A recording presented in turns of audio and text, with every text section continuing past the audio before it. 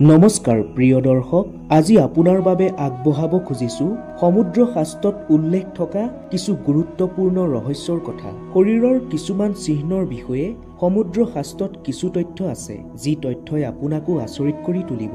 আচলতে সমুদ্ৰ শাস্ত্ৰত মহিলাৰ শৰীৰত থকা এনে কিছু চিহ্নৰ কথা কোৱা হৈছে, যি চিহ্নসমূহ মহিলাৰ শৰীৰত থাকে তেওঁলোক খুবেই ভাগ্যৱতী হয় বুলি কোৱা হৈছে।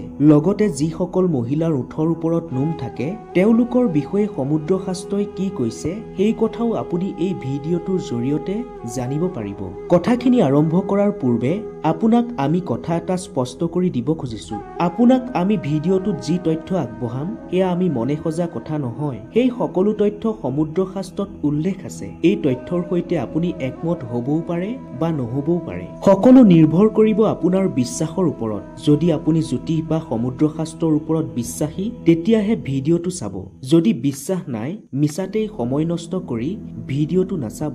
এই কথা প্ৰথমেই আপোনাক এইবাবে স্পষ্ট কৰি দিব খুজিছো, কাৰণ বহু দৰ্শকে এইবোৰ কথা বিশ্বাস নকৰে, কিন্তু ভিডিঅ'টো চাই আৰু পিছত নিজৰ সৈতে কথাবোৰ নিমিলিলেই কমেণ্টত অশুভনীয় তথা অযথা মন্তব্য প্ৰকাশ কৰে। গতিকে তেনে দৰ্শকে যদি ভিডিঅ'টো চাই আছে তেন্তে এই মুহূৰ্ততে আঁতৰি যাব পাৰে। প্ৰিয় দৰ্শক, সনাতন হিন্দু ধৰ্মত মহিলাসকলক ঘৰৰ লক্ষ্মী ৰূপে মনা হয়। কোনো হিন্দু পৰিয়ালত যদি কন্যা সন্তানৰ জন্ম হয় তেন্তে সকলোৱে ঘৰলৈ মা লক্ষ্মী আহিছে বুলি বিশ্বাস কৰে। ইয়াৰ উপৰিও যেতিয়া এগৰাকী কন্যা ডাঙৰ হয় আৰু সেই কন্যাক যেতিয়া বিয়া দিয়া হয়, তেতিয়া সেই কন্যাই যেতিয়া প্ৰথমবাৰ শহুৰৰ ঘৰত প্ৰৱেশ কৰে তেতিয়া সেই কন্যা বা নবোৱাৰীজনীক ঘৰলৈ মা লক্ষ্মী আগমন হোৱা বুলি আদৰি নিয়া হয়। অৰ্থাৎ আমাৰ হিন্দু ধৰ্মত নাৰীক সদায় দেৱীৰ সমান সন্মান দিয়া হয়। প্ৰতিগৰাকী পিতৃ মাতৃৰ বাবে নিজৰ কন্যাগৰাকী ভাগ্যৰ প্ৰতীক। কিন্তু সামুদ্ৰিক শাস্ত্ৰত সৌভাগ্যৱতী নাৰীৰ বহুকেইটা বিশেষ লক্ষণৰ কথা উল্লেখ কৰা হৈছে।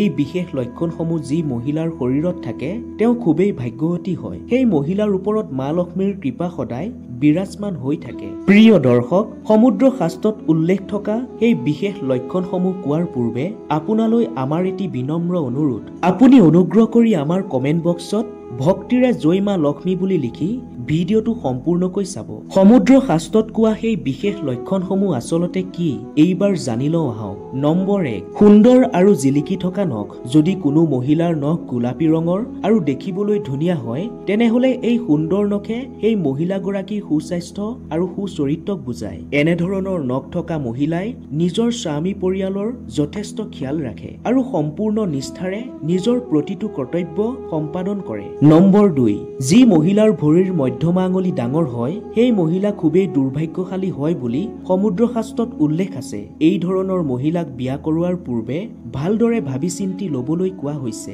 নম্বৰ 3, বাওঁগালত তিল থকা মহিলা।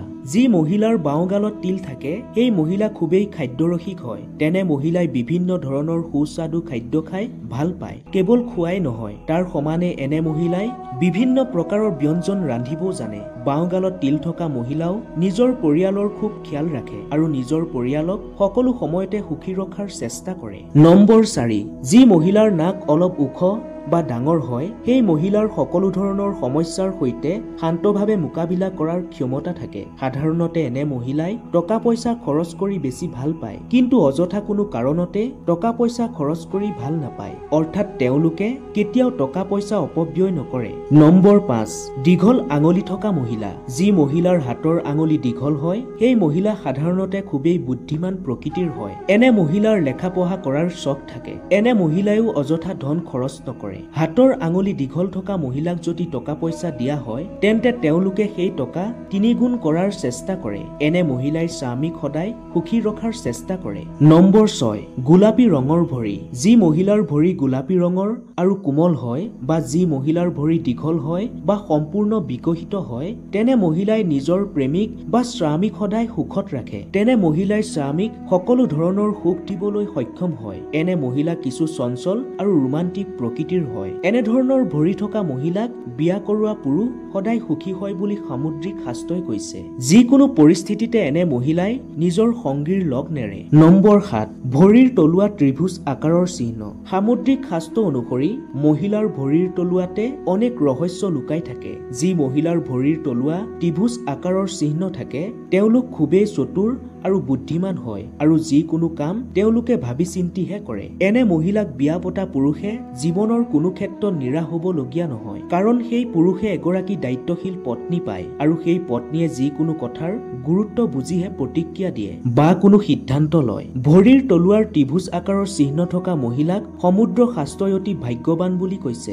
নম্বৰ 8, ডাঙৰ চকু। যি মহিলাৰ চকু ডাঙৰ হয় সেই মহিলাৰ প্ৰতি খুব সোনকালে মানুহ আকৰ্ষিত হয়। এনে মহিলাৰ জীৱনত প্ৰেম আৰু সুখ সদায় থাকে। নম্বৰ 9, নাকত তিল থকা। আপুনি বহু মহিলাৰ মুখমণ্ডলত তিল দেখিবলৈ পাব, কিন্তু নাকত খুব কম সংখ্যক মহিলাৰহে তিল থাকে। মুখৰ কিছু বিশেষ স্থানত তিল থকাটো অতি শুভ বুলি মনা হয়। মুখৰ এই বিশেষ স্থানত তিল কেৱল ভাগ্যৱতী মহিলাৰহে থাকে। যদি কোনো মহিলাৰ নাকত তিল থাকে সেই মহিলা খুবেই ভাগ্যৱতী হয়। নম্বৰ 10, যি মহিলাৰ সুন্দৰ ঘন আৰু দীঘল চুলি থাকে তেনে মহিলাই মা লক্ষ্মীৰ কৃপা সদায় লাভ কৰিব পাৰে। এনে মহিলাৰ বিবাহ যিখন ঘৰলৈকে হয় সেইখন ঘৰলৈকে তেনে মহিলাই সৌভাগ্য কঢ়িয়াই নিয়ে। এনে মহিলা থকা ঘৰত সদায় সুখ সমৃদ্ধি বিৰাজমান কৰে। সামুদ্ৰিক শাস্ত্ৰত মহিলাৰ শৰীৰ আৰু চুলিৰ সম্পৰ্কে অনেক তথ্য তুলি ধৰা হৈছে। আমি পৰৱৰ্তী সময়ত সেইসমূহ তথ্য দিবলৈ চেষ্টা কৰি যাম। প্ৰিয় দৰ্শক, যিসকল মহিলাৰ ওঠৰ ওপৰত তিল থাকে তেনে মহিলাৰ সন্দৰ্ভত সমুদ্ৰ শাস্ত্ৰই কি কৈছে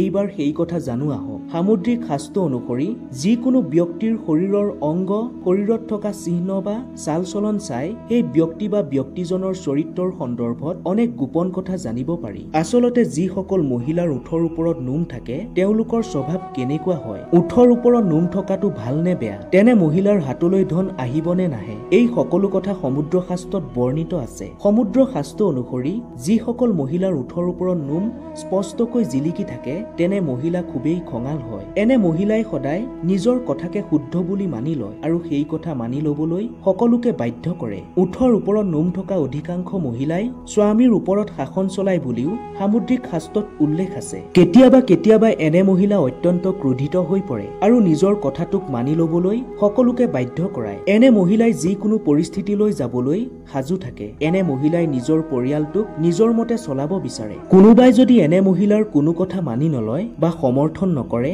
তেন্তে এই মহিলাসকল অত্যন্ত ক্ৰোধিত হৈ পৰে। এটা পৰিয়ালত অশান্তিৰ মূল কাৰণ হৈ থিয় দিয়ে। তাৰ সমানে ক্ৰোধ আৰু জেদৰ বাবে পৰিয়ালৰ ধন সম্পত্তি নষ্ট কৰে। যিদৰে এখন আইনাই আমাৰ শৰীৰৰ প্ৰতিচ্ছবি দেখুৱাই ঠিক সেইদৰে আমাৰ শৰীৰৰ অংগয়ো আমাৰ প্ৰতীকস্বৰূপ ফুটাই তোলে। সমুদ্ৰ শাস্ত্ৰত উল্লেখ থকা অনুসৰি যিসকল মহিলাৰ পেট চেপেটা হয় সেই মহিলাই দৰিদ্ৰতাৰ মাজত জীৱন কটায়। পেট জোখতকৈ বেছি সৰু বা চেপেটা হোৱাৰো সমুদ্ৰ শাস্ত্ৰই শুভ বুলি কৈছে। যদি কোনো মহিলাৰ দাঁত বাহিৰলৈ ওলোৱা বা উচলা হয় তেনেধৰণৰ অধিকাংশ মহিলাৰ জীৱনত ধন সম্পত্তি থাকে যদিও এনে মহিলাৰ জীৱন দুখৰ হয়। দাঁতৰ আলু কলা হোৱা মহিলাৰ জীৱন দুখৰ হয়। যিসকল মহিলাৰ ভৰি গুৰুহা বা তলুৱা ফাটি থাকে তেনে মহিলাৰ ঘৰত মা লক্ষ্মী কেতিয়াও নাথাকে। শাস্ত্ৰ অনুসৰি ভৰি তলুৱা আৰু গুৰুহা ফটাটো অশুভ বুলি মনা হয়। প্ৰিয় দৰ্শক, আপুনিও লক্ষ্য কৰিলে দেখিব যে বিখ্যাত জ্যোতিষীসকলে মানুহৰ মুখমণ্ডল চায়েই তেওঁৰ জীৱনৰ বহু কথা কৈ দিব পাৰে। আচলতে সামুদ্ৰিক শাস্ত্ৰৰ সন্দৰ্ভত তেওঁলোকৰ যথেষ্ট